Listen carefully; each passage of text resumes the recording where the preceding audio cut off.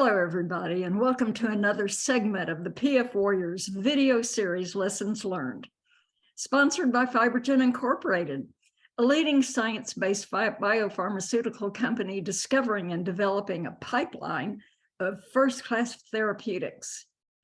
My name is Shelley Mathis, caregiver of my husband, Scott Calhoun. Scott has PF and doing very well. And I'm also Executive Director of Educational Programming for the PF Warriors. Today, I'm going to interview Roy Smith, a member of the PF Warriors Executive Committee. As a member of that committee, I was impressed at what a good problem solver Roy was. He had a deep understanding of PF and all the medical treatments. And he kept such good focus at all of our meetings. And I tend to be one who can kind of unfocus and get distracted. Roy had a very successful and distinguished working career in the pharmaceutical industry, including Bayer, a huge multinational company. And he was a commissioned officer in the Air Force. He has a deep practice in meditation and movement. So I decided it's time to interview Roy and find out what important lessons he has learned throughout his life. So Roy, thank you very much for joining us today. Thank you, Shelley, and thank you for that very generous introduction. I feel unworthy, but I do appreciate it. You do deserve it.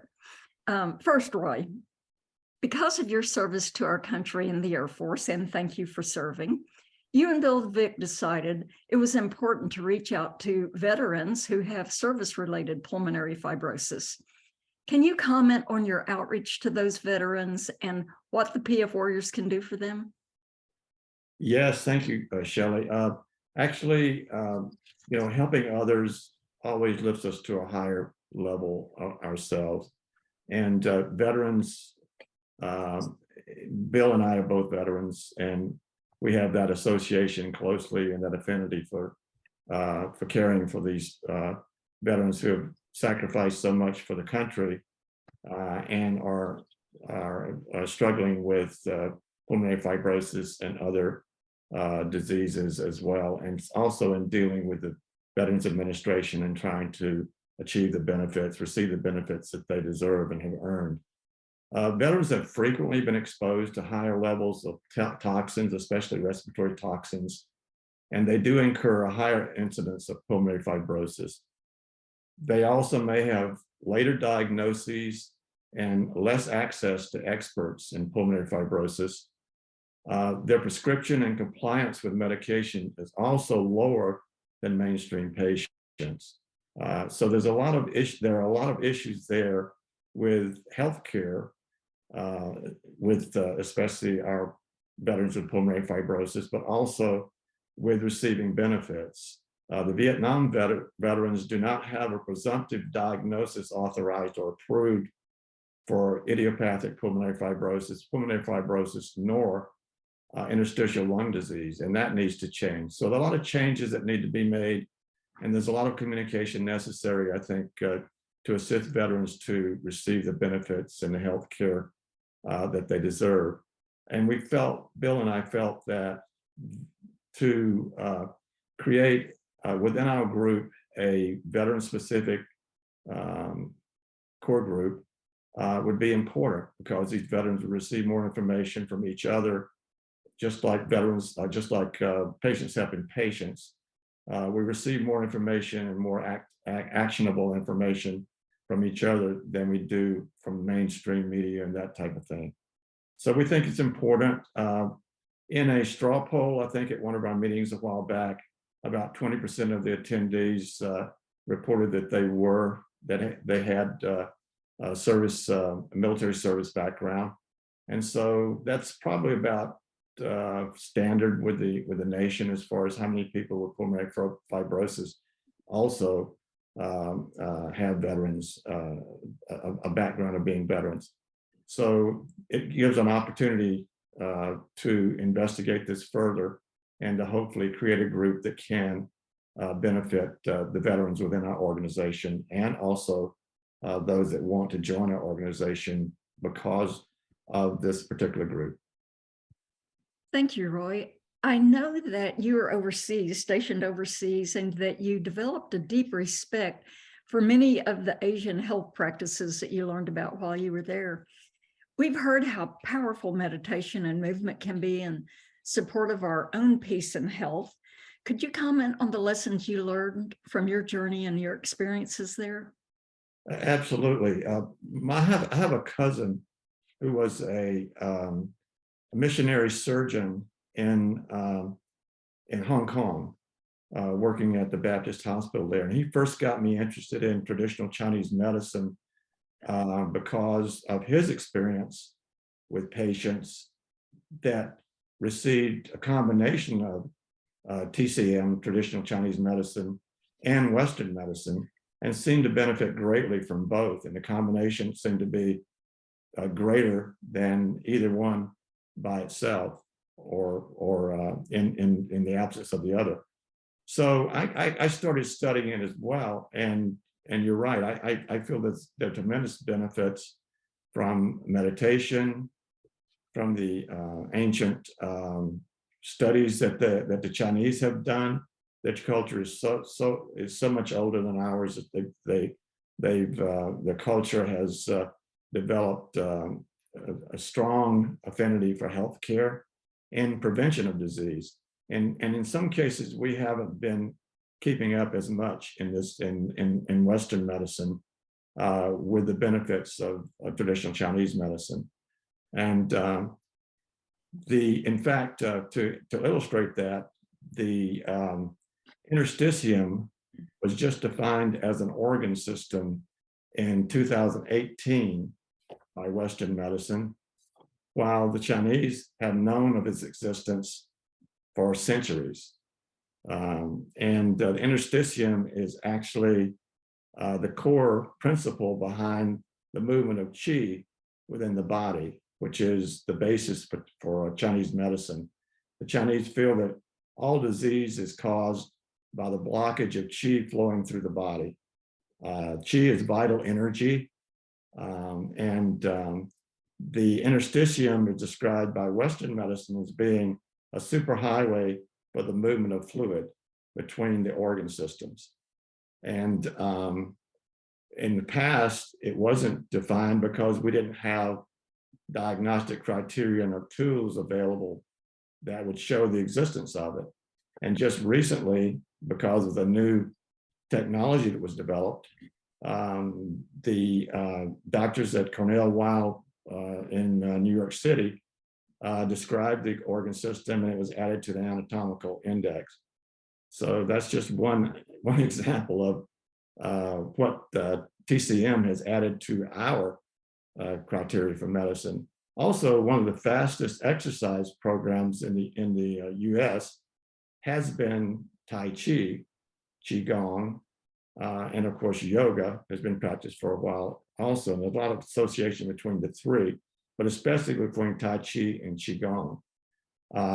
Because of these gentle exercises, which are described often as meditation in motion, a lot of benefits have come to the people that do it, and therefore it has become not only habit forming, but also a high priority for the folks that do it to prevent disease and also to help treat problems that they may have as well. Used for a number of problems, just a huge number of problems. And there's a book written by the folks at Harvard on Tai Chi, where they did studies in patients that benefited from it for a number of different diseases, especially movement disorders like Parkinsonism, but also diseases like cancer and like pulmonary problems as well. And there was a specific, I think you mentioned, there was a specific exercise that's a Qigong exercise called Pa Shuang Gong, Peng Shuang Gong, which is arm swing exercise that benefits people with lung diseases. And it was used and has been used and is being used currently in China for people who are suffering from COVID and recovering from COVID. And I can demonstrate that for you if you'd like. So this exercise is actually an arm swing, a simple arm swing exercise. And basically, you extend the arms out in front of you with the palms down. You want to make sure that your feet are about shoulder width apart so that you have a good foundation. And then you basically just swing the arms. 1, 2, 3, 4, and then you bounce a little bit. 5, 1, 2, 3, 4, bounce, and 5, 1, 2, 3, 4, and 5. And that's basically the exercise. It's very simple, but it's a clearing exercise. It clears the chest, gets everything moving. The qi is especially important to the Chinese, as we mentioned. And it moves the qi out to the fingertips, which is a channel for qi from the different organ systems, clears it out to the fingertips, and then it rebounds back from that because of the motion of the arms and comes back into the core of the thoracic cavity and cleanses the lungs and cleanses the heart. So two very important organs in that section that benefits. If you'd like for me to do a bit more of this, I can show you a couple of other very simple exercises that were effective. Yes, I think that's a great idea. I have done some meditation and movement before, and I know the benefits, and I need to get back into it. So yes, and just help inspire me. And just about, excuse me, just about meditation. Meditation, a lot of people say it's difficult to get into, and it is difficult to get an effective routine established. And for me, it's always been about breathing. And there are different people, Dr. Andrew Weil is one of them, who have established breathing patterns which deepen the meditative state and get people even into an easier, excuse me, an easier routine of adopting it.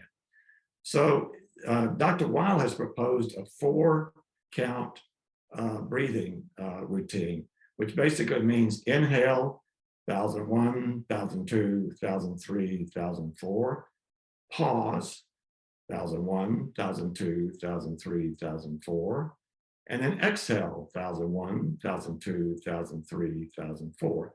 Now, some of us, our respiration, and it may not be sufficient to support a 4-count breathing level. You can do a 3-count, you can do a 2-count, and gradually your lungs will expand and your diaphragm will get used to pulling in the air, and you will be able to adapt to a longer delay between the 3. I think we've heard Noah Greenspan and others talk about the importance of the pause between an inhale and an exhale in allowing the lungs to oxygenate and exchange the air through the alveoli. And so that pause is important to do between the two in order to get the most benefit from your respiration, from your breathing. It is good to do breathing through the nose if your nose will accommodate that, because when you breathe through the nose, that is always diaphragmatic breathing. You're using the big muscle in the diaphragm to drop down and pull in the air from the outside.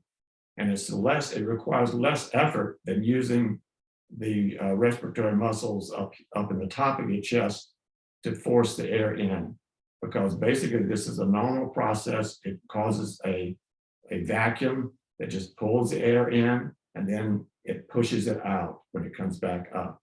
So the breathing through the nose is really more efficient. It warms the air, it filters the air, and it also forces you to breathe through the diaphragm, which is always a good thing from the standpoint of using energy appropriately. So the Chinese have a Qigong routine that they developed, and it's actually thousands of years old.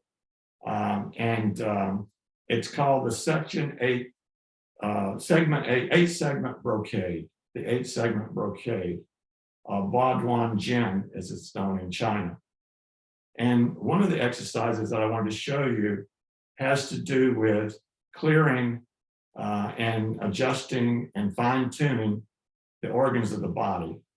And it basically always involves energy in traditional Chinese medicine. And basically you open again about shoulder width. You let the hands relax and come up to like a bowl underneath the navel. That's called the dantian. The dantian is felt to be the center of energy, or the center of qi within the body. But it needs to be moved around, because if it sits too long in one position, it becomes stale and can cause blockages. So they feel that if you drop down the hands, and the hands are like magnets, you pull energy up into the center of the foot, what's called the bubbling well. And that's really where they want your weight to be as a center of gravity for the body. You pull the energy into the bubbling well from the earth. We think about the earth as being kind of not, as a static feature, but it's really not. If you think about the earth is spinning and creating gravity and all kinds of forces within it that really keep us from spinning off into space. So there's a lot of energy there. And the Chinese think we can use that.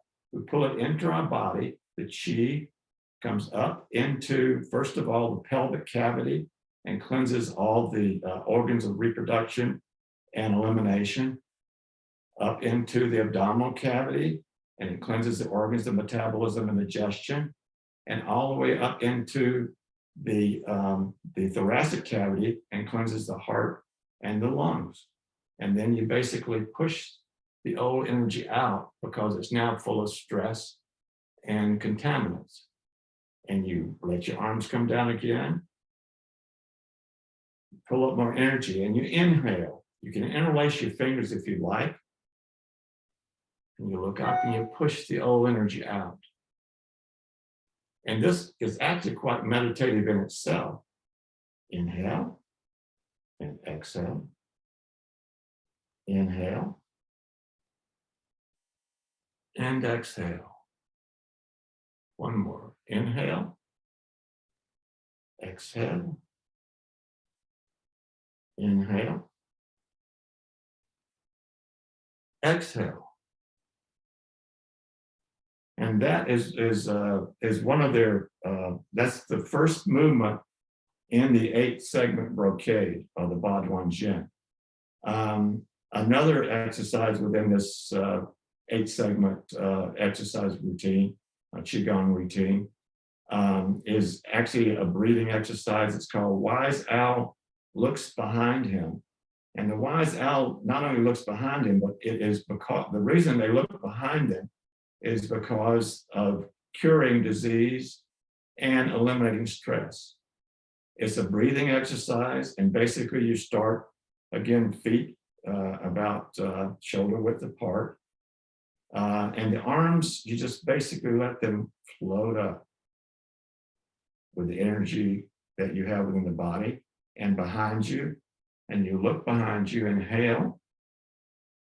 And that creates a stretch in the chest, which if you continue to do this, it will increase the volume of your lungs, the amount of air that you can inhale, and you can possibly even improve your forced vital capacity.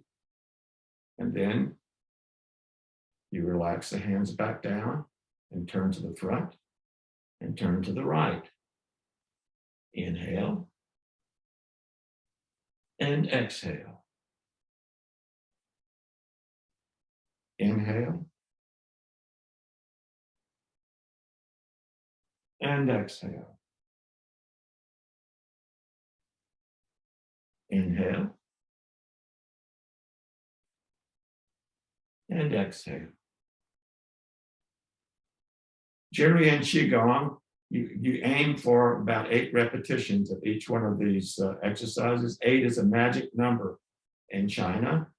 If you turn 8 on its side, it looks like infinity. But 8 has always been a magic number in China. That's a lucky number. And whenever you play the lottery, they always choose a lot of 8s in the numbers. There's one more exercise I wanted to show you because it's a stress eliminating exercise. You start again with the feet about shoulder width apart. You make fists at the side of your body. And the fists are not the boxing fist, but it's the fist that goes, you close the hand with the fingers looped around the thumb. The thumb is set at the base of the ring finger on both hands. And you pull it in, and this is called look with anger at fist, closed fist. So basically you're going to punch with the left hand. And the punch is full of stress, all bad things, stress and fear, emotions, bad emotions, hate, anger, all of those kinds of things that you want to get rid of. You turn that fist upside down. You open it so that everything, all those will drop out. And you rotate it and you grab in peace and clarity and harmony and all the good things. And you pull that back. And then you punch out with the right hand, look at it with angry eyes, turn it upside down, drop all the bad stuff, grab the good stuff, pull it in, and repeat with the left, upside down, open, drop out all the regret and turmoil and hate and all of that, grabbing good stuff and pull it back. So that is the 8-segment brocade, which is really highly recommended. It's been a health routine for years, for centuries, for thousands of years actually, and the Chinese are still doing it. And it's just come to this country, I think, through the Qigong, practice of Qigong, and I think it's benefiting a lot of people. Well, Roy, I think your diagnosis is IPF, correct? I have IPF, yes. Okay.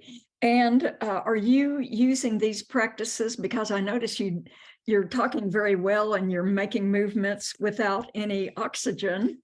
And so do you believe that some of this has helped you deal with your IPF?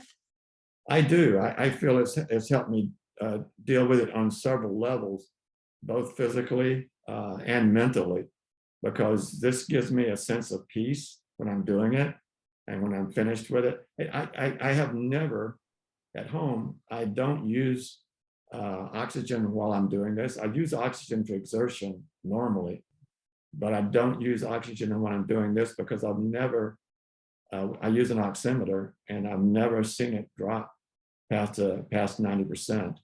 And I feel that my breathing benefits from it because it causes it to be slower, stronger, and more beneficial that way. This is really wonderful news. I also think I heard you say that you've taught Qigong or Tai Chi before, correct? Yes, I have, and I still do teach several classes a week.